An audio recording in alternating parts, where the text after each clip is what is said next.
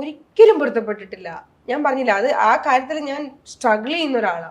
പക്ഷെ എന്ത് ചെയ്യാൻ പറ്റും? ഞാൻ ഹെൽപ്ലെസ് ആണ്. എന്ത് ചെയ്യാൻ പറ്റും? നിങ്ങൾ പറ. ഇപ്പൊ ഞാൻ നിങ്ങളുടെ സിസ്റ്ററാന്ന് വെച്ചോ, എന്ത് ചെയ്യാൻ പറ്റും?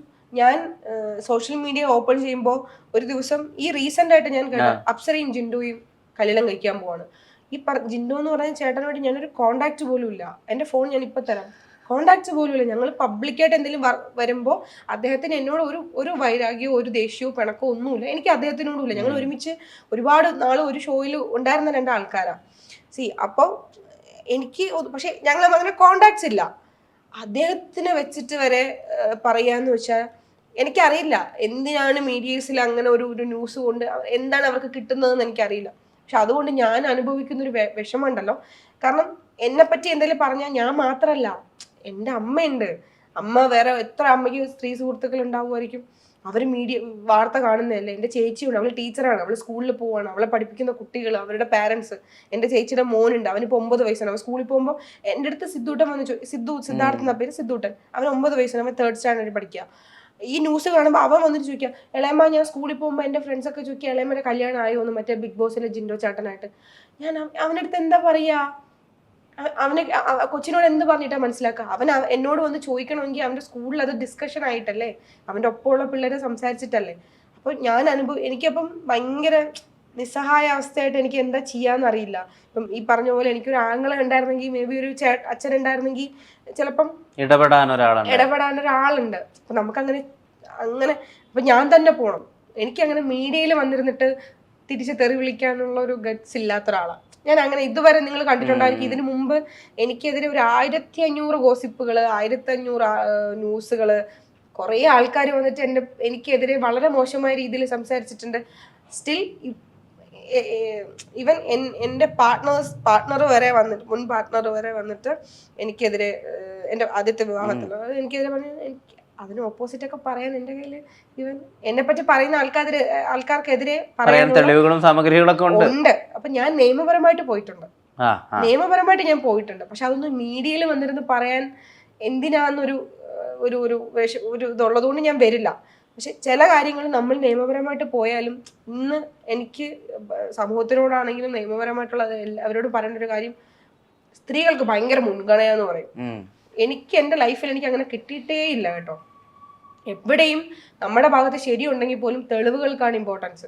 നമ്മളിപ്പം ഞാനും താനും ഇപ്പൊ ഇങ്ങനെ സംസാരിച്ചോണ്ടിരിക്കാം, ഇയാൾ വന്നിട്ട് എന്നെ ഒരു തല്ല് തല്ലിയാൽ ഞാൻ ഇപ്പൊ ഫോൺ, എനിക്ക് ക്യാമറ എപ്പോഴും ഓണാക്കി വെക്കാൻ പറ്റും. ഇപ്പം കൂടുതൽ ആൾക്കാർ പറയും എന്ത് വന്നാലും ആൾക്കാർ ഇപ്പൊ ഫോൺ എടുത്തിട്ട് അത് പെട്ടെന്ന് ഷൂട്ട് ചെയ്യും. എന്തിനാന്ന് പറയും. അത് അവരുടെ എക്സ്പീരിയൻസ് ആണ്. ഇപ്പൊ ഞാൻ എന്താന്ന് വെച്ചോ, ഇപ്പം എനിക്ക് എൻ്റെ അടുത്ത് ഒരാൾ റോങ് ആയിട്ട് എൻ്റെ ഫോണിൽ ഞാൻ ഒരാളടുത്ത് സംസാരിക്കുമ്പോൾ കോൾ റെക്കോർഡ് ചെയ്യാത്ത ഒരാളാണ് ഞാൻ.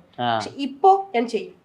കാരണം എപ്പോഴാണ് ഒരാൾ നമ്മളടുത്ത് റോങ് ആയിട്ട് സംസാരിക്കുന്നത്, എപ്പോഴാണ് അത് ആവശ്യം വരുന്നത് നമുക്ക് പറയാൻ പറ്റില്ല. കാരണം നമ്മൾ നിയമപരമായിട്ട് പോയിട്ടുള്ള ആൾക്കാർക്ക് അറിയാൻ പറ്റൂ. നമ്മൾ അങ്ങനെ പോകുമ്പോൾ അവർ ആദ്യം ചോദിക്കുന്ന എവിഡൻസ് ആണ്. നമ്മുടെ ഭാഗത്ത് ശരിയുണ്ടെങ്കിൽ പോലും എവിഡൻസ് വേണം. എവിഡൻസ് ഉണ്ടെങ്കിലേ നമുക്ക് നമ്മുടെ ഇതാക്കുക. അപ്പം ഞാൻ അങ്ങനെ കുറെ മീഡിയയിൽ തന്നെ ഞാൻ പോലും മനസ്സിൽ ചിന്തിക്കുക പോലും ചെയ്യാത്ത കാര്യങ്ങൾ ന്യൂസായിട്ട് വരുമ്പോൾ വിഷമം തോന്നും. ഇപ്പൊ ഫാമിലി കാര്യം ചോദിച്ചു, ഇപ്പൊ നമ്മൾ ചെയർ വാങ്ങുന്നത് പോലെ അല്ല നമ്മള് ഒരു പാർട്ട്ണറെ നമ്മൾ ചൂസ് ചെയ്യുന്നത്.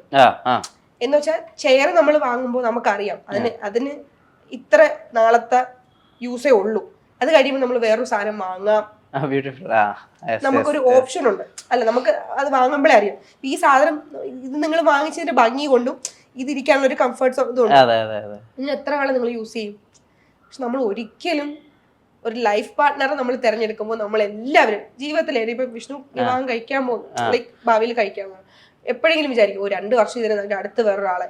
ഒരിക്കലും നമ്മൾ അങ്ങനെ ചിന്തിക്കില്ല. നമ്മൾ അപ്പോഴും വിഷ്ണു എന്താ ചിന്തിക്കുന്നത്, ഈശ്വരാ എനിക്ക് ലൈഫ് ലോങ് എൻ്റെ മരണം വരെ എൻ്റെ ഒപ്പം ഉണ്ടായിരിക്കണം, എൻ്റെ കുട്ടികളെ അവർക്ക് ഉണ്ടാക്കാൻ പറ്റണം, അല്ലെങ്കിൽ ഞാൻ മരിച്ചു പോയാലും എൻ്റെ ലൈഫ് എൻ്റെ തലമുറ നിലനിർത്താനുള്ള അങ്ങനെ നമ്മൾ വിചാരിച്ചിട്ട് ഒരു ലൈഫ് പാർട്ട്ണർ നമ്മൾ ലൈഫിൽ എടുക്കുന്നത്. നമ്മുടെ സുഖത്തിലും നമ്മുടെ സന്തോഷത്തിലും നമ്മുടെ ഉള്ളതിലും ഇല്ലാത്തതിലെല്ലാം നമ്മുടെ കൂടെ ഉണ്ടാവണം. പക്ഷെ നമ്മൾ ജീവിച്ചു തുടങ്ങുമ്പോൾ നമ്മുടെ ക്യാരക്ടറും നമുക്ക് ഈ ചക്കയോ മാങ്ങയൊന്നും അല്ലല്ലോ നമുക്കിങ്ങനെ പൊളിച്ചു നോക്കാൻ. പിന്നെ ഇതെല്ലാം നമ്മുടെ ഭാഗ്യം ഭാഗ്യം എന്ന് പറഞ്ഞ സാധനം എലമെന്റ് ഭയങ്കര ഇമ്പോർട്ടൻ്റ് ആയിട്ടുള്ള ഒരു കാര്യമാണ്. നമ്മൾ അവരെ വിവാഹം കഴിച്ചാൽ നമ്മൾ അവരുടെ അടുത്ത് ഒരുമിച്ച് ജീവിക്കുന്ന സമയത്ത് നമുക്ക് പറ്റില്ല എന്ന് പറയുമ്പോൾ, ഇപ്പൊ കുറെ ആൾക്കാർ പറഞ്ഞിട്ടുണ്ട് വിവാഹം എന്ന് പറയുന്നത് ഒരുമിച്ച് ജീവിക്കുന്നത് അണ്ടർസ്റ്റാൻഡിങ് എന്ന് പറഞ്ഞിട്ടുണ്ട്. കുറെ കാര്യങ്ങൾ നമ്മൾ അഡ്ജസ്റ്റ് ചെയ്ത് പോകും. ഒരു പർട്ടിക്കുലർ സ്ഥലത്ത് എത്തുമ്പോൾ തീരെ പറ്റില്ല. ഇപ്പൊ ചിലപ്പോൾ നമ്മുടെ ഭാഗത്തെ മിസ്റ്റേക്കും ഉണ്ടായിരിക്കാം, അവരുടെ ഭാഗത്തെ മിസ്റ്റേക്കും ഉണ്ടായിരിക്കാം. അതാരും വേണമെന്ന് വെച്ച് ചെയ്യുന്നതല്ല. രണ്ട് ക്യാരക്ടർ തമ്മിൽ ഒരിക്കലും പൊരുത്തപ്പെട്ട് പോവില്ല, നമ്മുടെ ക്യാരക്ടറായിട്ട് ഒരു ഇതും പോവില്ല എന്ന് വരുമ്പോഴത്തേക്കും ശരി വേണ്ട, അങ്ങോട്ട് പരസ്പരം തമ്മിൽ തല്ലി നമ്മൾ മാത്രമല്ല. ഇപ്പൊ എൻ്റെ കല്യാണം കഴിഞ്ഞ് ഞാൻ ഒരിക്കലും നശിച്ചു പോട്ടെ പണ്ടാരടങ്ങ് ഒരു 2 വർഷത്തിൽ കൂടുതൽ ഇയാളുടെ ഒപ്പം ജീവിക്കേണ്ടി വരരുതേ എന്ന് വിചാരിച്ചിട്ട് വിഷ്ണുവിന് തോന്നുന്നുണ്ടോ ലോകത്തിലെ ഏതെങ്കിലും ഒരു വ്യക്തി അങ്ങനെ? കാരണം നമ്മൾ ഒരാളെ തിരഞ്ഞെടുക്കുമ്പോൾ, നമ്മൾ കല്യാണം കഴിക്കുമ്പോൾ നമ്മുടെ പൈസ നമ്മൾ അതിൽ ഇൻവെസ്റ്റ് ചെയ്യാണ്, നമ്മുടെ സമയം, നമ്മുടെ സ്നേഹം, നമ്മുടെ ഇഷ്ടം, നമ്മുടെ എല്ലാം നമ്മൾ അയാൾക്ക് വേണ്ടി ഇൻവെസ്റ്റ് ചെയ്തിട്ടാണ് ഒരാളെ നമ്മുടെ ലൈഫിലേക്ക് എടുക്കുന്നത്. നമ്മുടെ 2 വർഷത്തേക്ക് ഈ സാധനം വെച്ചിട്ട് 2 വർഷം കളഞ്ഞിട്ട് അടുത്ത് എടുക്കാന്ന് വെച്ചിട്ട് ഒരാളും, ഞാൻ ജീവിതത്തിൽ എനിക്ക് തോന്നുന്നില്ല ഒരാളും അങ്ങനെ ചെയ്യുന്നു. പക്ഷെ ഒരുമിച്ച് പോകാൻ തീരെ പറ്റുന്നില്ല എന്ന് കാണുമ്പോഴായിരിക്കാം അവര് വേണ്ട.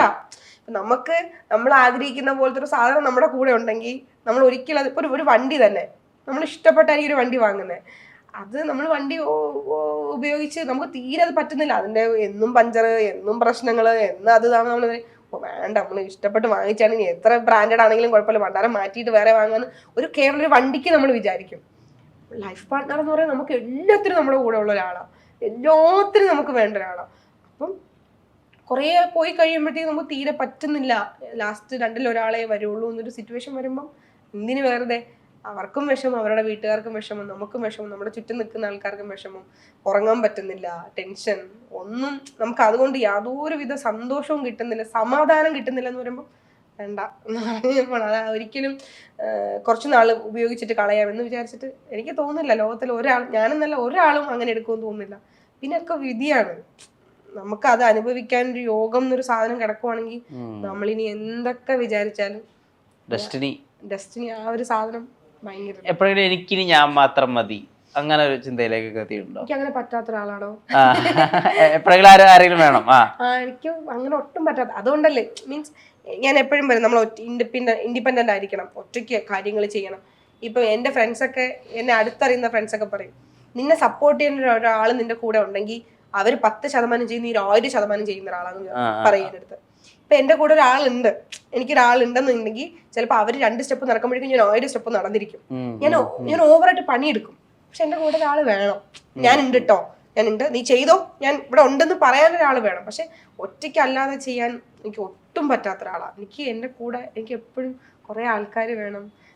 എനിക്ക് എൻ്റെ ഇമോഷൻസ് ഷെയർ ചെയ്യാൻ, എൻ്റെ സന്തോഷം ഷെയർ ചെയ്യാൻ, എൻ്റെ സങ്കടം ഷെയർ ചെയ്യാൻ. ചിലപ്പോൾ അതെൻ്റെ ഒരു ബെസ്റ്റ് ഫ്രണ്ട് ആയിരിക്കും, ചിലപ്പം അതെൻ്റെ ഒരു പാർട്ട്ണർ ആയിരിക്കും. പക്ഷെ എനിക്ക് അങ്ങനെ ഒരാൾ വേണം, അല്ലാതെ എനിക്ക് ഒറ്റയ്ക്ക് മാനേജ് ചെയ്യാൻ ഭയങ്കര പ്രശ്നമുള്ള ഒരാളാണ്. പക്ഷെ ഞാൻ ചെയ്യും. അതുകൊണ്ട് എനിക്കൊരു ഇപ്പം എൻ്റെ കൂടെ ഒരാളുണ്ട് വെച്ചോ, ഞങ്ങളുണ്ട് കേട്ടോ, നീ ചെയ്തോളം പറഞ്ഞാൽ ഞാൻ മരിച്ച് പണിയെടുക്കുന്ന ഒരാളാണ്.